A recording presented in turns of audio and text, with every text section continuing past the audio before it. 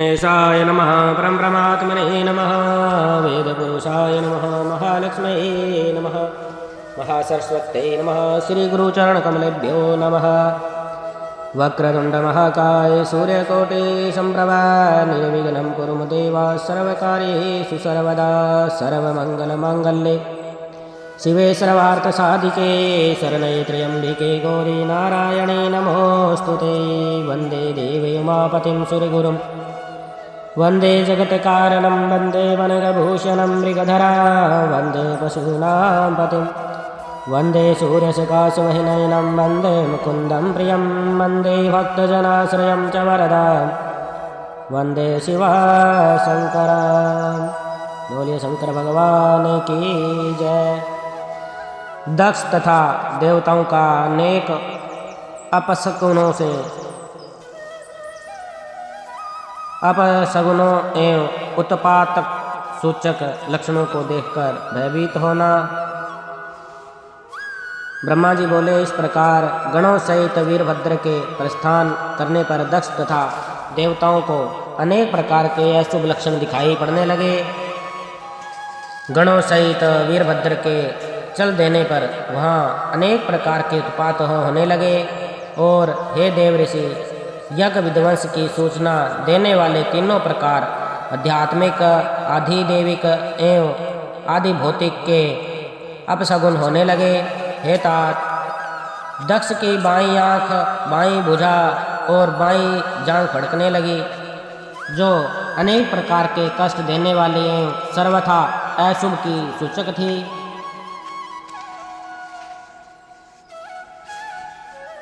उस समय दक्ष के यज्ञस्थल में भूकंप उत्पन्न हो गया। दक्ष को दोपहर में अनेक अद्भुत नक्षत्र दिखने लगे, दिशाएं मलिन हो गई, सूर्य चित्तकबरा हो गया, सूर्य पर हजारों घेरे पड़ गए, जिससे वह भयंकर दिखाई पड़ने लगा। बिजली तथा अग्नि के समान दीप्तिमान तारे टूटकर गिरने लगे। नक्षत्रों की गति टेढ़ी और नीचे की ओर हो गई। हजारों गीध दक्ष के सिर को छूकर उड़ने लगे और उन गीधों के पंखों की छाया से यज्ञ मंडप ढक गया। यज्ञ भूमि में सियार तथा उल्लू शब्द करने लगे। आकाश मंडल से श्वेत बिंदुओं की उल्कावृष्टि होने लगी।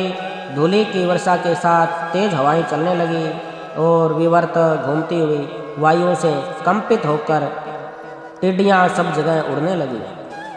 दक्ष ने देवताओं के साथ जिस नवीन तथा अद्भुत यज्ञ मंडप का निर्माण किया था, उसे वायु ने ऊपर की ओर उड़ा दिया। दक्ष आदि सभी लोग अद्भुत प्रकार से रक्त का वमन करने लगे और हड्डी से समवेत मांस खंड बार बार उखड़ने लगे। वे सभी लोग वायु के झोंके से हिलते हुए दीपक के समान कांपने लगे और शस्त्रों से आहत हुए प्राणियों के समान दुखित हो गए। जिस प्रकार वन में प्रातः काल के समय कमल पुष्पों पर तुषार ओस की वर्षा हुई हो, उसी प्रकार शब्द करते हुए वापस की वर्षा होने लगी। जिस प्रकार रात्रि में कमल तथा दिन में कुमुद बंद हो जाते हैं, उसी प्रकार दक्ष आदि की विशाल आंखें भी अचानक बंद हो गई।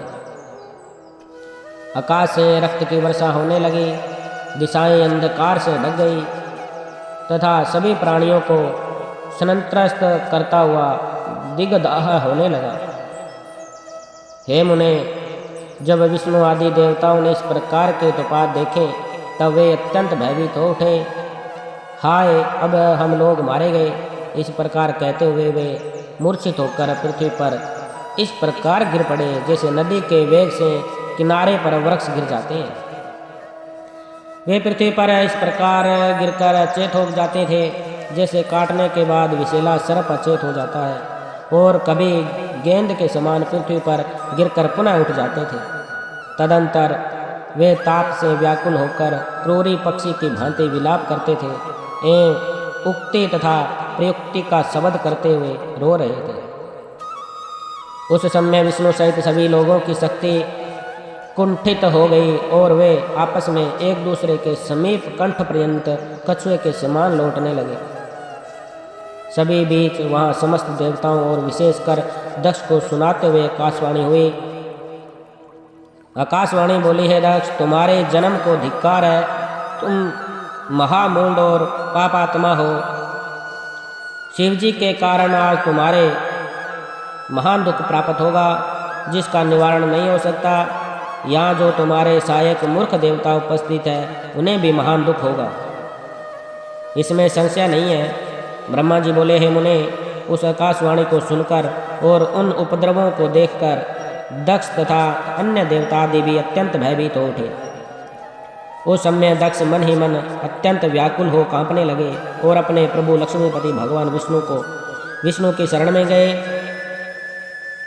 भयभीत तथा वे शुद्ध वे दक्ष उन सवजन वत्सल देवताधिदेव विष्णु को प्रणाम करके तथा उनकी स्तुति करने लगे। दक्ष बोले, हे देवदेव, हे हरे दीन बंधो, आपको मेरी और मेरे यज्ञ की रक्षा करनी चाहिए। आप ही यज्ञ के रक्षक, यज्ञ करने वाले और यज्ञ स्वरूप है। हे प्रभु, आपको ऐसी कृपा करनी चाहिए जिससे यज्ञ का विनाश न हो।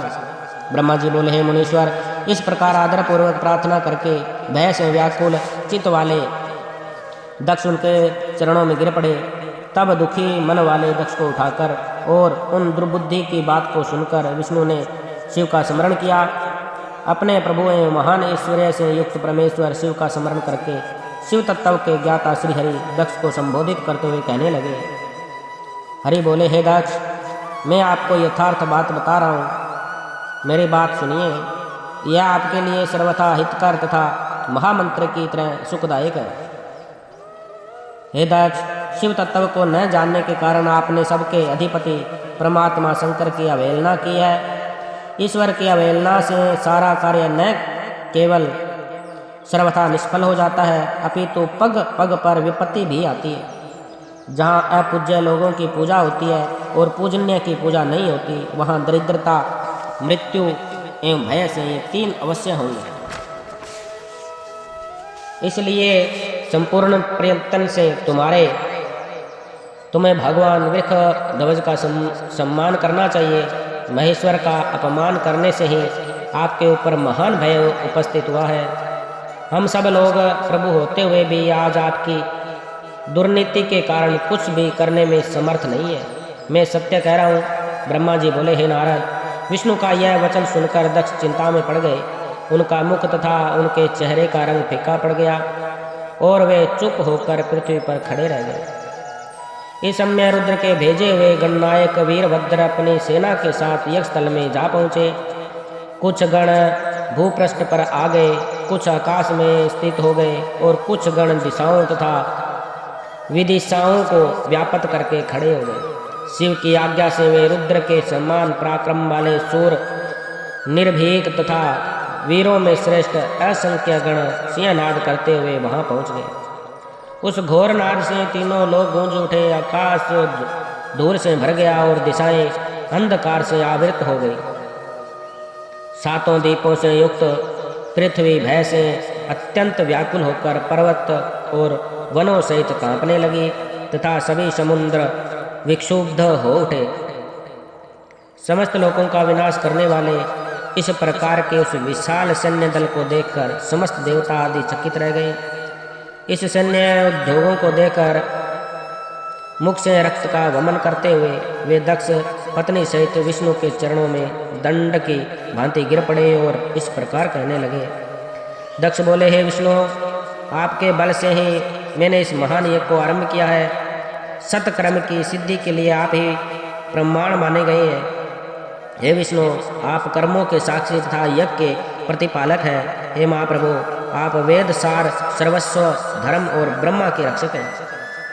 हे प्रभु, आपको मेरे इस यज्ञ की रक्षा करनी चाहिए।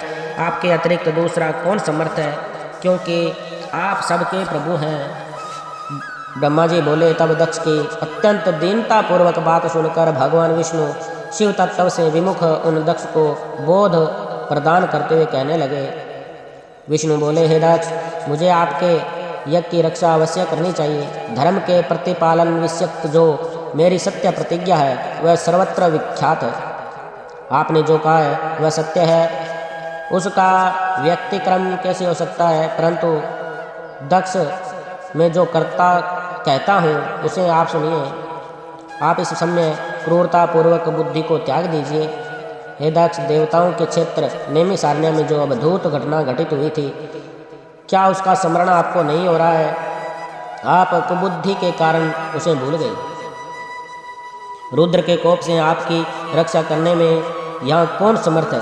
हे दक्ष, आपकी रक्षा किसको अभिमत नहीं है, परंतु जो आपकी रक्षा करने को उद्धत होता है वह दुर्बुद्धि है। हे दुर्मते, क्या कर्म है और क्या अक्रम है, इसे आप नहीं समझ पा रहे हैं। केवल कर्म ही सब कुछ करने में सर्वथा समर्थ नहीं हो सकता। जिसके सहयोग से कर्म में कुछ करने का सामर्थ्य आता है, उसी को आप सब कर्म समझिए। भगवान शिव के बिना दूसरा कोई कर्म में कल्याण करने की शक्ति देने वाला नहीं है। जो शांत होकर ईश्वर में मन लगाकर भक्तिपूर्वक कार्य करता है, उसी को भगवान शिव उस कर्म का फल देते हैं। जो मनुष्य केवल ज्ञान का सहारा लेकर अनिश्वरवादी हो जाते हैं, वे 100 करोड़ कल्पों तक नरक में ही पड़े रहते हैं। केवल कर्म परायण रहने वाले लोग प्रत्येक जन्म में कर्ममय पाशों से बंधते हैं और नरक को ही यातना भोगते हैं। ये रुद्रगणों के स्वामी शत्रुमर्दन तथा रुद्र की क्रोध अग्नि से उत्पन्न वीरभद्र यज्ञ भूमि में आ गए। ये हम लोगों के विनाश के लिए आए हैं, इसमें संशय नहीं है। चाहे कुछ भी हो, वास्तव में इनके लिए कुछ भी आवश्यक नहीं है। महान सामर्थ्यशाली है, ये हम सबको अवश्य जलाकर ही शांत चित्त होंगे, इसमें संशय नहीं है। मैं भ्रम से महादेव जी की शपथ का उल्लंघन करके जो यहाँ रुक गया, उसके कारण आपके साथ मुझे भी दुख सहना पड़ेगा। हे दक्ष, आज मुझ में इनको रोक सकने की शक्ति नहीं है, क्योंकि शपथ का उल्लंघन करने से मैं शिवद्रोही हो गया हूँ। भगवान शिव से द्रोह करने वाले को त्रिकाल में भी सुख नहीं मिलता, अतः आज आपके साथ मुझ में भी अवश्य दुख प्राप्त होगा। मेरा सुदर्शन नामक चक्कर भी इन पर प्रभाव नहीं डाल पाएगा, क्योंकि यह शिव चक्र केवल अशिवों का लय करने वाला है। वीरभद्र इस चक्र से प्रहार करते ही बिना उनका वध किए ही यह शिव चक्र शीघ्र ही शिवजी के पास चला जाएगा। यह शिव चक्र शिवजी की शपथ का उल्लंघन करने वाले मेरे पाप मुझ पर सहसा बिना प्रहार किए हुए ही अब तक स्थित है, यही उनकी महान कृपा है। अब यह चक्र निश्चित रूप से मेरे पास नहीं रहेगा और अग्नि की लपटों से व्याप्त होकर इस समय शीघ्र ही चला जाएगा। हम लोगों के द्वारा शीघ्रता से आदरपूर्वक पूजा किए जाने पर भी महान क्रोध से भरे हुए ये वीरभद्र हमारी रक्षा नहीं करेंगे। यह बड़े दुख की बात है कि असमय में ही हम लोगों के लिए प्रलय आ गया। इस समय आपका और हमारा विनाश उपस्थित हो गया है। इस समय त्रिलोकी में हमारी रक्षा करने वाला कोई नहीं है। भला शंकर के द्रोही को शरण देने वाला संसार में कौन होगा? शरीर का नाश हो जाने पर भी शिवद्रोही के कारण उन्हें यम की यातनाएं प्राप्त होती है। बहुत दुख देने वाली उन यातनाओं को सहा नहीं जा सकता। शिवद्रोही को देखकर यमराज स्वयं दांत पीसते हुए सनपत तेल पूर्ण कड़ाहों में डाल देते हैं, इसमें कोई संदेह नहीं है। शपथ के बाद मैं शीघ्र ही जाने को उद्यत था, किंतु दुष्ट के संसर्ग रूपी पाप के कारण ही नहीं गया। यदि इस समय हम लोग भागने का प्रयास भी करें तो कृष्ण करने वाले शिव भक्त वीरभद्र अपने शस्त्रों से हमें खींच लेंगे, क्योंकि स्वर्ग पृथ्वी पाताल में जहाँ कहीं भी वीरभद्र के शस्त्रों का जाना संभव नहीं है। त्रिशूलधारी श्री रुद्र के जितने भी गण यहाँ हैं, उन सब की ऐसी शक्ति है। पूर्व समय में काशी में काल भैरव अपने नख के अग्रभाग से लीलापूर्वक ब्रह्मा जी के 5वें सिर को काट दिया था। ऐसा कहकर अत्यंत व्याकुल मुख कमल वाले विष्णु चुपचाप बैठ गए। उसी समय वीरभद्र भी यज्ञ मंडप में आ पहुंचे। विष्णु ऐसे कह ही रहे थे कि वीरभद्र के साथ विशाल सैन्य समूह भी आ गया, जिसे देवता आदि ने देखा। बोलिए शंकर भगवान की जय।